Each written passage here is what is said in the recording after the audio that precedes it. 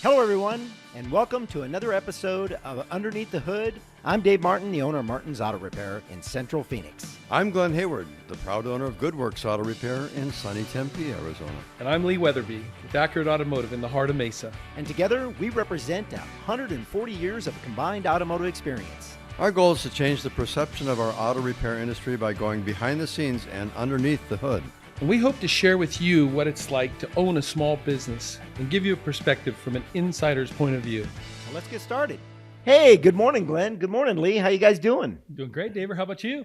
Well, you know what? I'm doing really good, man. It's I guess I got up on the right side of the dirt today, so that's pretty good. That's pretty good. Yeah. My grandfather always said, when you wake up in the morning, the grass is under your feet, it's going to be a good day. It's always going to be a good day. There you go. I'm grateful for it.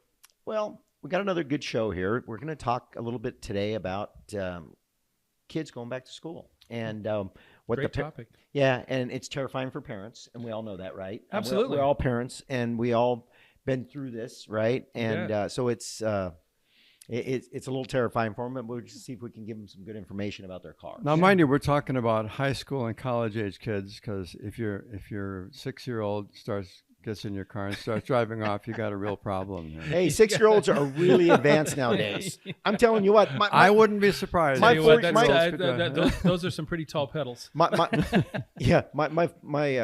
4-year-old granddaughter can run a computer better than me, so they got to figure it out. Well, that's because she's not tech-tarded, Dave. Yeah, she's not tech-tarded. I love that term, too. That's pretty funny.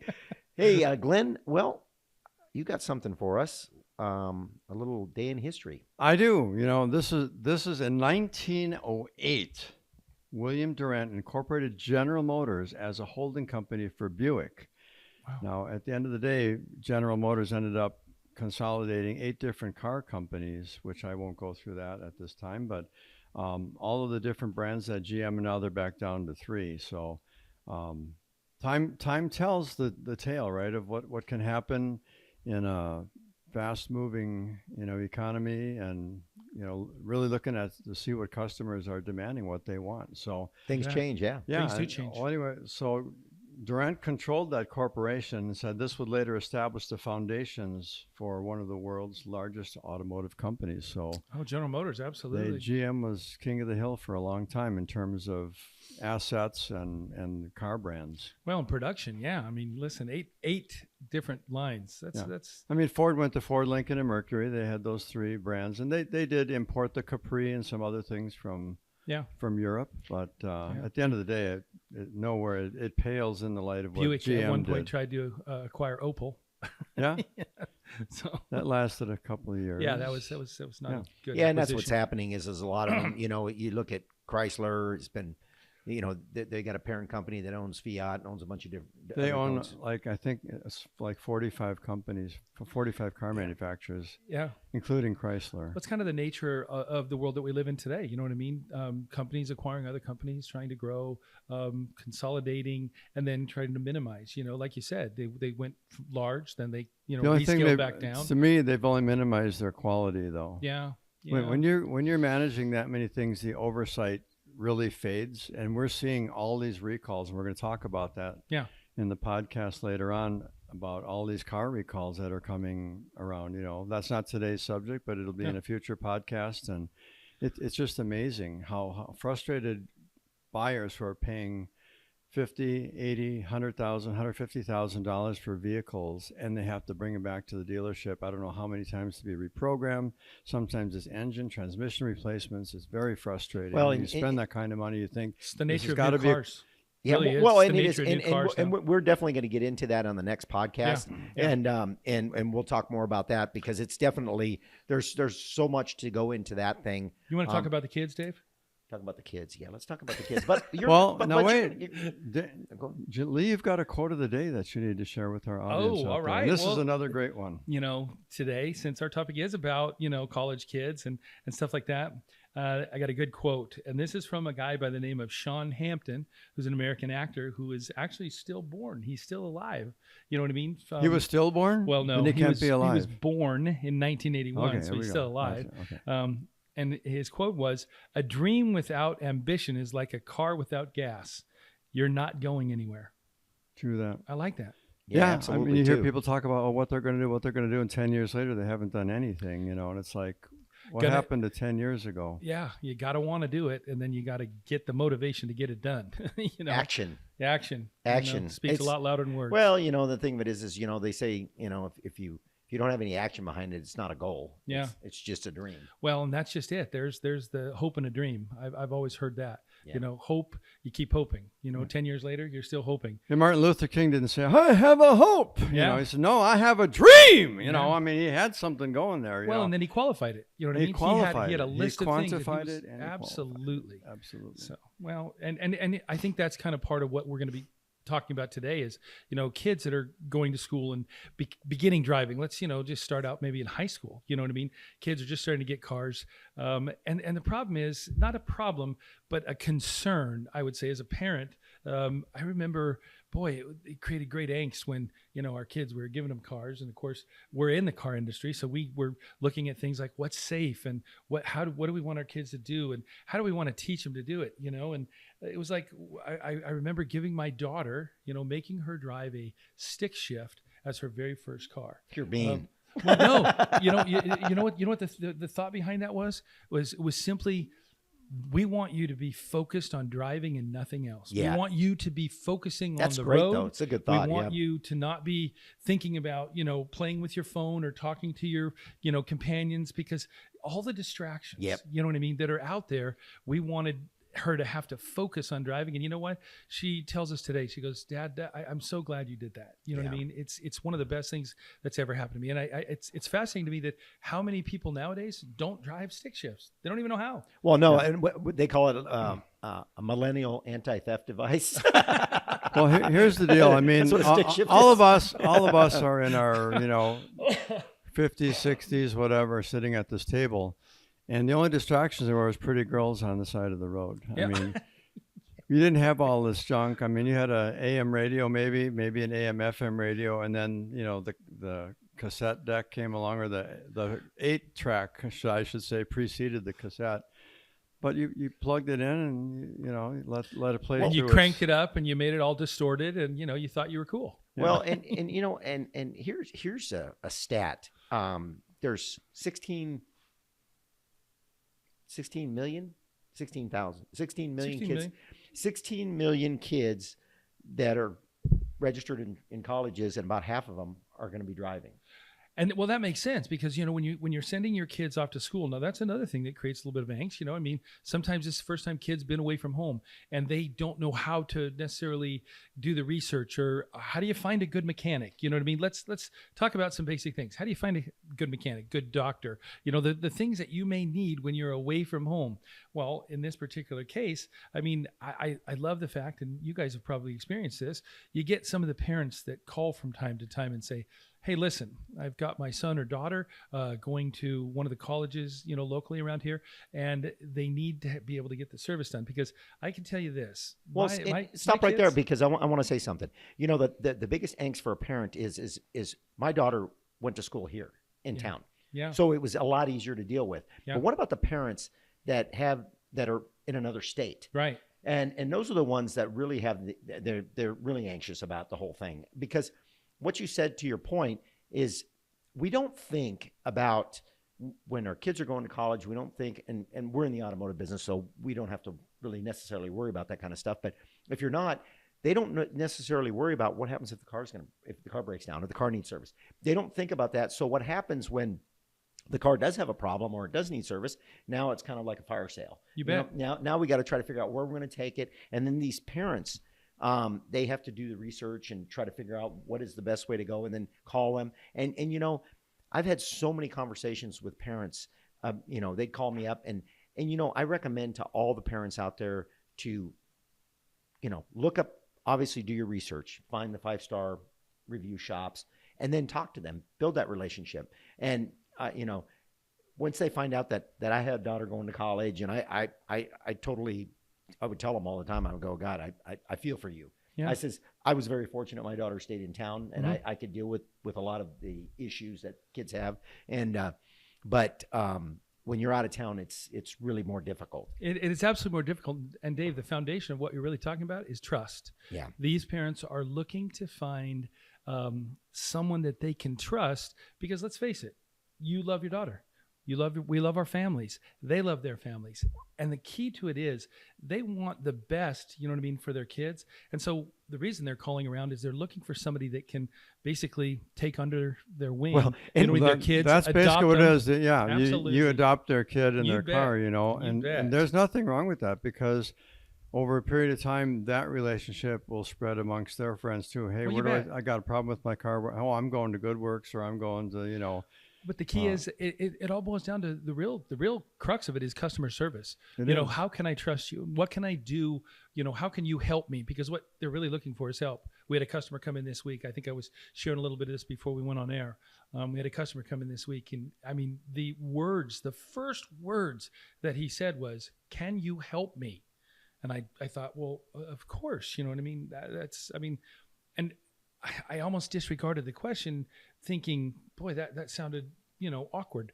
But when he explained his story, and I won't go into it yet, but it was just, it almost was unnerving. He'd called around several locations, shops, looking for, somebody to help him, give him a quote, maybe point him in the right direction.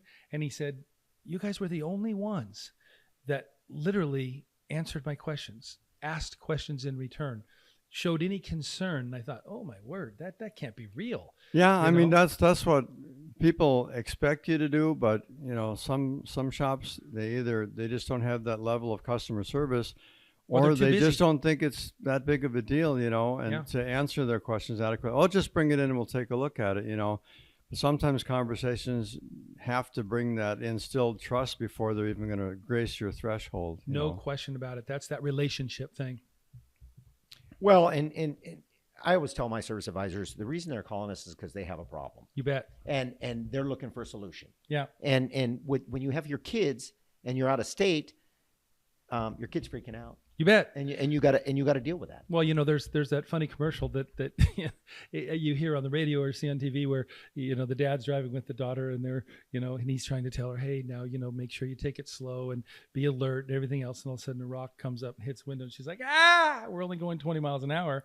Well, it really is quite like that. You know what I mean? When you're away from home, you don't have the support foundation of the family behind you, and all of a sudden something happens, and it could be big or little, but in the eyes of that particular individual, it's a big deal in the moment. Well, and also too, these college kids are busy. They got a lot of things going on, right? And so where's the next party? Where's the next party? Yeah, absolutely. Yeah, I wasn't going to go there, but I know what your kids did now, Lee. Well, no, listen, I was in college, and that's what I was doing. Well, and that's true. But they they've got classes they got to go to, and they're just trying to figure life out anyway. No question. So it's really important that when they are in another state and they're away from their parents, that they find really qualified, trustworthy people to help them and guide them. And it's the same with service guys. I mean, the thing of it is we're talking more about breakdowns and having issues with their car, but also just regular maintenance on the vehicle. Absolutely. You know what I mean? It's like if they want to go ahead and if they need to get service done on the vehicle, they need to make it convenient. They make it, and that's all about the relationship, is what we've been talking about the whole time here. But it's absolutely your point, because it's way more important to get the maintenance and things like that done so you can avoid those breakdowns. Right. And a lot of these students who live in neighboring states will drive home for the different holidays during the course of the year. And so constant travel. They may just, my car was running fine while I was in town. I'm going to take this, 800-mile round trip deal, and something wasn't right before they got it, and they get stranded somewhere between here and there. Yeah. Well, I think we've talked about, even in some previous podcasts, about, some of the confusion that can occur, and it's got to be particularly confusing for somebody, a younger driver that has a little less experience. Maintenance intervals, what kind of mileage do I change my oil? When do I do that? And they have to look at, now they're in a state in Arizona where we're extremely hot. We would be qualified as an extreme weather state, simply because our temperatures are pretty drastic. Yeah. And to your point, though, hold on a second. To your point, though, is that we are. I mean, if they came from Colorado, Minnesota, or North Dakota, or whatever, the thing of it is we've got a lot different issues here that happen to vehicles, and sometimes the parents don't even think about that, And that's the point, right? And that's a very valid point, and that's why you need when your kids do end up leaving the state or going to college or whatever, that's when you need to do your research. You need to do it way before you really need it. And build those relations. Call up and talk to those people. We always get these intuitions whenever we're talking to other people, and whenever we're going to do business with somebody. Sometimes we don't mesh. Sometimes we don't mesh, and you want to feel comfortable. And I agree with that, because I really believe, and it's so funny, and it's a little bit even awkward for me to say this, but I used to hear this woman's intuition or something of that nature, and you mentioned the word intuition. Yeah. And I will tell you what, it's an insight. It's just a feeling. It's like an instinct. It is. It's an instinct. Yeah. And I'll tell you what, I believe that that's a very real thing. And the key to it is like you said, you should do your homework beforehand. Well, let's face it, I wasn't necessarily good at that. Didn't always do my homework ahead of time. I do, much better at that today. But when you're younger, you just have so many things that are, coming at you, and it seems like they're coming at you quick. The real beauty is, this is where we can really, really come in and solve some of those problems for some of these, families, and for the kids, that all they really have to do is don't avoid the things that are going on. You hear the noises that are going on in the car, address them, call someone, you know what I mean? Call us, Dave. I'd call you in a heartbeat. Glen, I'd call you in a heartbeat. Yeah. And the key to it is they have to know that that's okay. You guys, please know and understand. The good shops that are really want to help and serve their clients, they are waiting for you to call. They're willing to answer your questions. They're not too busy for you. And that's the real part of customer service that needs to be understood, because you have to be available. You see, and that's really what has to and happen.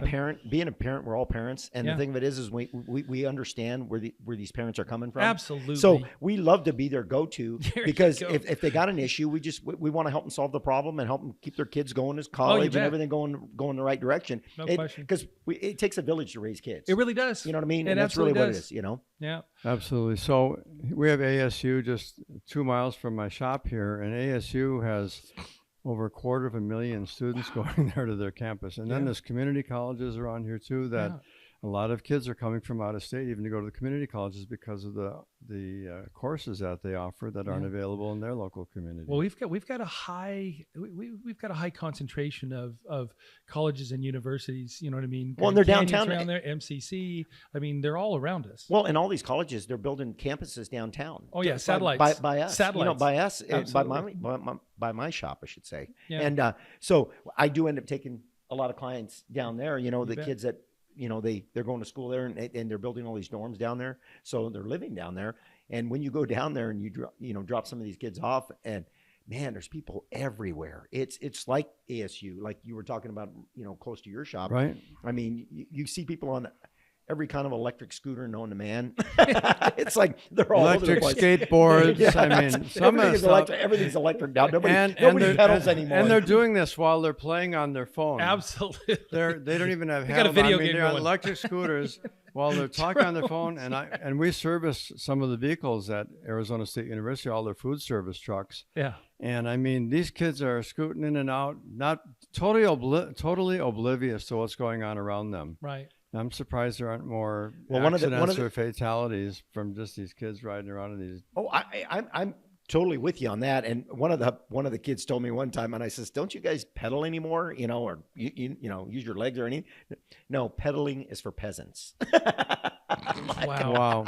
I'm like, wow, you guys are something else. And even though I know it's off topic, my wife and I, that's one of the, joys that we have, is to be able to go ride bikes together, Yeah. So every weekend we usually go out and take a nice big ride. And I suggested Kelly, hey, why don't we get some of those e-bikes and stuff like that? And she looks at me and she goes, no. That's not going to be happening. That is not the working man's transportation. She says part of my enjoyment is pedaling. Yeah. So. Well, yeah. I'm a peasant, Dave. Yeah. Well, you got to get some exercise. I mean, that's the point of riding a bike. I would think. That would be the whole agenda behind it all. It's like, I'm gonna go ride my bike. No, I'm gonna go sit on it and turn the electric on and watch it and semi-steer it. Yeah, semi-steer it. Yeah, and while I'm on my phone. Yeah. I wish that there was an opportunity at some of these places to get in front of a body of students and just tell them some basic things. And there is. And I was just going to bring that up. One of the things, we've actually gone to ASU, we've gone to MCC, we haven't gone to Grand Canyon. I did. I went to Grand Canyon. Yeah, I've been to Grand Canyon. And they have these outside venue or vendor type of things that you can go and you can try to do some education and help, kids know that, number one, you're available. Number two, they do have some choices, you know what I mean, of how they can get things taken care of. I mean, for example, if there is a breakdown or something that does occur, who do you call? And how fast could you get a tow truck or something like that? What kind of resources are available to you? And so if you can, the smart thing to do is try to get into their ASU guides and stuff like that and their little pamphlets. And you can do things like that through a variety of ways. You can even speak at, you can. One of the guys in my group, he teaches a class. It's a business class. Yeah. And so he gets different speakers to come in and talk because he said after a while, they get tired of listening to me. Yeah. So it's a brilliant idea. It's brilliant that he does that because the kids do love it. They get to hear a different voice and a different thought process. And you bet. Yeah. Well, and it goes to the same old adage that, we can tell our kids the same thing over and over again. And Glenn walks in one day and says, you should do it like this. And they think he's the most brilliant man in the world. Oh, I know. We've said it 1,000 times. You said it once. You just did it with authority, Glenn. Yeah, TV dad. Well, TV dad's smart. I'm dumb. I can't remember the TV show, but someone, the adult is talking and the kids are wah, wah, wah, wah, wah, wah. It's like Charlie Brown or something like that, right? Yeah. But it just becomes, static noise to them when they're hearing the same narration. Well, and then they tell you things like my daughter one time said to me, she goes, all my friends told me we should do it this way. And I go, yeah, how old are all your friends? There's some wisdom in that, right? Yeah. You might want to listen to me. I've done that before. Well, here's the thing. You know what? For parents and kids that are, getting ready to go to school, or they're at school and they need, help with some things, or they just have some concerns. I think it would be great that, we could maybe give them a call to action, say, give us a call. Let's find out, what it is that, you're having concerns about, whether it's noises. Let's face it, guys, we just went through the hot summer. AC's not working. You know what I mean? Wobbling down the road, the cars, the tires and stuff You're like more that. likely to get a text or or an email than you would a live voice. But it is what it is. That's just the kids today. I highly recommend too that the parents when they bring their kids to college, most of the time they help their kids move in, right? Yeah. Into the dorm. Yeah. I recommend that they, pick a couple of shops, go down there and visit them. Build that relationship, because that's what we do. But you also talked about the convenience, and I mean, some of the things they should be looking at is what conveniences are offered. You know what I mean? We all do pickup and delivery. You know what I mean? Right. And so, even ASU, like you say, Glenn, it's 2 miles from you, it's 3 miles from us. Campuses are all around you. You know what I mean? They have ASU satellites that are just around your shop. Yeah. So, I mean, look for some of the convenient things, shuttle rides. You know what I mean? Because another concern is when people are dropping off, the first thing they're thinking is, oh, I got to find a ride. You know what I mean? I have to find a ride. I have to get somebody else involved. They're so used to Uber and Lyft and whatever You that bet. they don't. We offer all the time. Oh no, I'll just Uber. I'll just Lyft. Whatever. Yeah, and so really and truly, they need to be looking for some of those conveniences. Like you say, to the parents, point of view, and to the kids as well. Start doing a little bit of research about some of the shops that are around you, that can do things, and then look at the reviews, find out, what the people are saying about those shops. Well, and another thing that I tell all my parents, and I tell everybody this too. The thing of it is bring your car into a place that does everything on your vehicle. So when they look that car over, they know what they're looking for and they know what they're looking at. And if you can, and there's people that go to quick oil changes, and you can go get your oil changed in 15 minutes or whatever it is. You bet. But the point stay in the car. Yeah, stay in the car. But the point is that they're not looking over your car. No. So and you alluded to it earlier. You said, hey, get it in, get it checked out so you don't have any future breakdowns. So that's the big key. That's the huge key right there, is to make sure that vehicle's sound. Minimize the events. Yep. Yeah. Minimize the events. Yeah. Sure.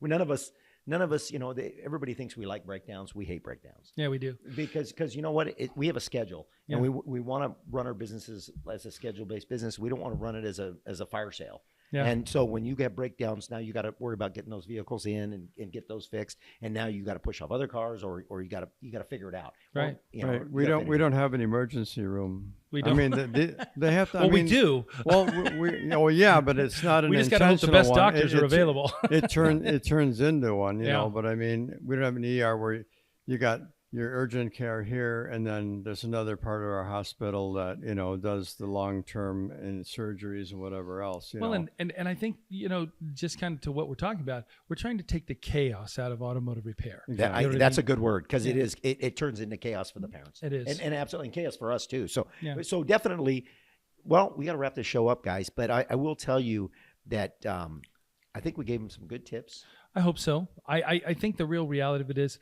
think a little bit, do a little pre-planning, you know, and then really search out the people, look for people that still like what they're doing. You know, it's so funny because you can tell, and this is just my own opinion, and I'm an old guy and I understand it, but you know what?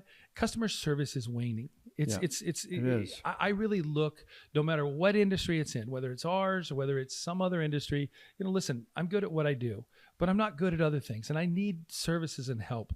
And when I make a phone call and somebody's, what do you want? You know what I mean? I'm not interested in that. I'm going next. You see what I mean? Well, I'm looking for the guy that says, hey, listen, how can I help you? I call it passion. Yes. Kiss me over the phone. That's what I want. You won't find three guys more passionate than the three of us sitting here about what we do for a living, you know?